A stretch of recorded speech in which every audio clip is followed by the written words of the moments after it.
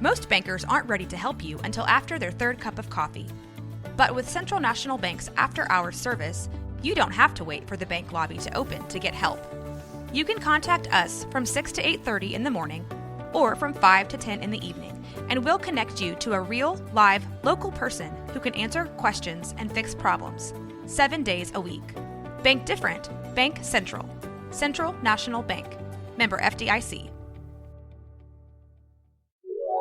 This is a Rogue Media Network podcast. Welcome back to What's Up Waco, the podcast that loves to introduce you to the people, the places, and the properties that make Waco an excellent community to live. Hey everybody, welcome back to another episode of What's Up Waco with your host, Erica Boisvert. And today is a little bit of a different episode. Today, I just wanted to kind of reintroduce myself. We're coming into May. I guess, gosh, we're in it. We are in it. And we're coming into May. And I just thought for people who are new to the podcast, I'd like to kind of reintroduce what I do on the podcast and who we are as a real estate team. And so here we go. My husband and I moved here from California in 2017, and it was a long time conversation for us about leaving California and if we wanted to land in Colorado, which is my home state, or if we wanted to come back to Texas for him because he was stationed at Fort Hood when he served in the Army, and so he had always wanted to come back to Texas and tried to talk me into it. And if it didn't snow in Colorado, he might not have won this argument, but he did. And so we moved here after driving up and down 35 and all around 20 and all the back roads everywhere. We really fell in love with the Crawford area and Gatesville. And then we found this little town, China Spring, which is about 15, 20 minutes outside of downtown Waco. Now, fast forward real quick to why we have this podcast. And I'll let you know that it's mostly because when we first moved here, our only knowledge of Waco was, either David Koresh and everything that happened at the Branch Davidian complex. I don't know if that's the right word, but everything that happened there in the 90s. And then fast forward to Fixer Upper on HGTV. That's all we knew. And frankly, neither one of those parts of history or in the show really didn't capture Waco as it is. A lot of the show Fixer Upper, some of those homes weren't even in Waco proper. Some of them were, but I remember when we first moved here being so surprised. I was like, this is nothing like what Chip and Joe are doing. This is not anything at all like Fixer Upper. And, we were fans of the show at the time in California. I was a real estate agent. My husband, ran a business. He ran a handyman business and was able to do some contracting work through that.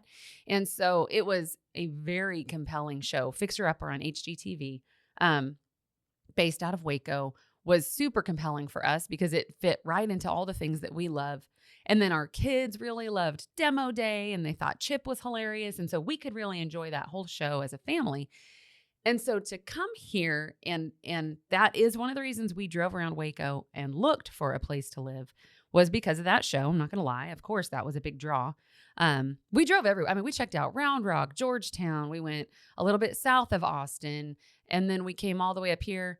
We didn't want to be out by Fort Hood, but we did go check it out. And then because of Fixer Upper, we came out to check out Waco and see what this area was like. And I was just struck by how different from the show that it is. And so now here we are. We've been here 7 years this summer, and I've really come to love this town. And part of that love has come through this podcast. And I have a heart and a passion for small business owners. And so being able to give friends and other business owners in town a platform to share their business and who they are and why they do what they do and how they enjoy life in Waco and what they're bringing to town has been such a pleasure and such a gift. It is so fun. And my hope through the podcast is to introduce listeners to Waco in a way that is eye-opening and helps you understand the town a little bit better. Whether you're thinking about moving here or you have kids that are getting ready to go to Baylor and you want to know a little bit more about the town they're going to be living in, or if you're local. I've had locals who have said, oh gosh, I didn't know that about Waco. And so we just want to make sure that people understand that Waco is so much more than artillery and fixer-upper. There's so much more to it, and it's really a cool spot to land. And being a real estate team, my husband is also an agent. We get to see a ton of things, and I love to be able to share with people what Waco's all about. And so that's kind of the trajectory of how What's Up Waco, the podcast, came to be, and why we feel like it's a great place to, put our money and really support our friends and other business owners as much as we can. And then as real estate agents, it's such a fun job, and it's such a blessing to be able to do what we do. And I don't think I've ever really given insight to people as to why we are in the real estate space. And over the years, when people ask, oh, what made you get into real estate? I always kind of joke around and say, oh, my husband. So back up to when our oldest was 5 and she was in kindergarten, we had 4 kids, ages 5 and under. So after school pickup was the only time of day that I could strap everybody in and just get a little bit of peace and quiet. And after school pickup always has been kind of our time to talk about how the day was, what was happy, what was crappy, what would we like to see different on the next day. And at this time, when I'm picking up a kindergartner, it was very much just rainbows and butterflies and unicorns, and I hope you had a wonderful day. And then we would drive around because it was a way for me to let my brain relax. And while we were out, I would see all these houses for sale, or I would know houses that just sold. I would drive around the neighborhoods I wish we could live in, the $1 million homes out in Norco, California, which is at the time was crazy expensive. And I enjoyed it, and it gave my brain a rest. And then I would go home and look it up on Zillow, and because California, you can look up sold prices, and it's just something that I really enjoyed doing. And my husband one day said, "Hey, that's great, but that's a lot of fuel. So either could you start getting paid to do this and be a real estate agent, or could you please stop driving our massive excursion for an hour every day after school?" And so, boom, I said, fine. And I became a real estate agent, got my real estate license, and started selling houses in Southern California with a wonderful company, the Boutique Real Estate Group, with Raj Kassar at the helm. And it was great. It was eye-opening. I loved it. I loved being able to help people. And then, just out of curiosity, one day I kind of looked back at our first home purchase. And I'll just tell you right now, we lost our home to foreclosure in 2008. And along with millions of other people, but there's the stigma and the shame with it that I just didn't really like to get into. And so my why now, after looking at all of that, is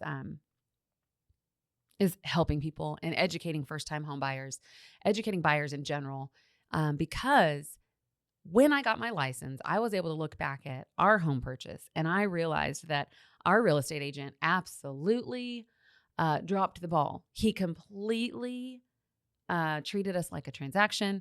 There are several things he did that are just ethically questionable, and I just don't ever want anybody to be in the position that we were in. And both my husband Scott and I feel very passionately about making sure that homeowners and first-time home buyers know exactly what they're doing, understand step by step everything that's coming up, what to expect during the process, the best ways for you to do everything from getting a loan to finding an inspector, because we were just left out in the cold. This gentleman only showed us houses that he had listed to sell.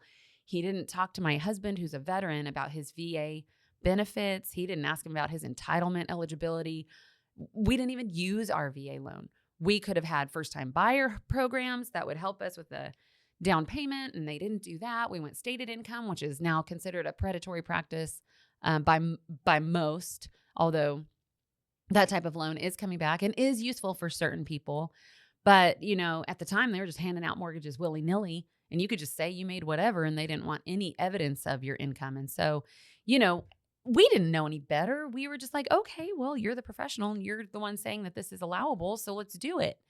And it bit us in the butt. And so as real estate agents and as a team, we focus very much on making sure that those things don't happen to anybody else. And that is 100% the premise of our business model, and taking care of people first and foremost. And there are plenty of times we've said, hey, this is probably not the right time for you to buy a house. Hey, this might not be the best time for you to sell your house.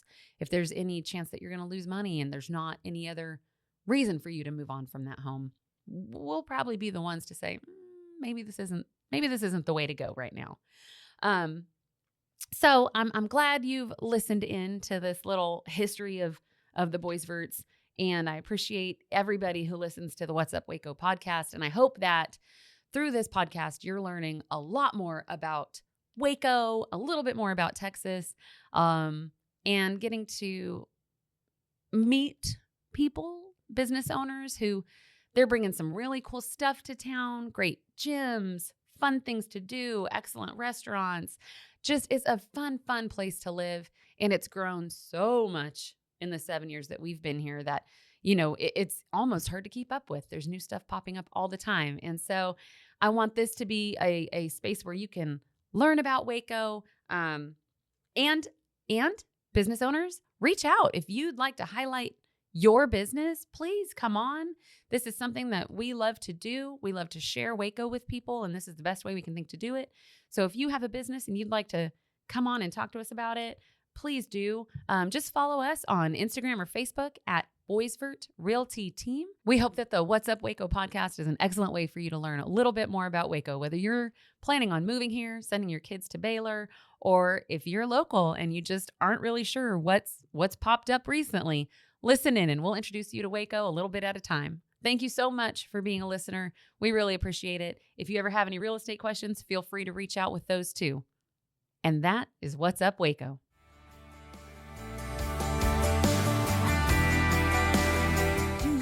A topic you want to talk about? Do you have questions about Waco, the real estate market, how to sell your house, what to look for when you're buying a home? Send me an email, ericasellstexas@gmail.com. Shoot me a text, 254-447-0180. Happy to chat about it. Find me anywhere you listen to your podcasts or at roguemedianetwork.com.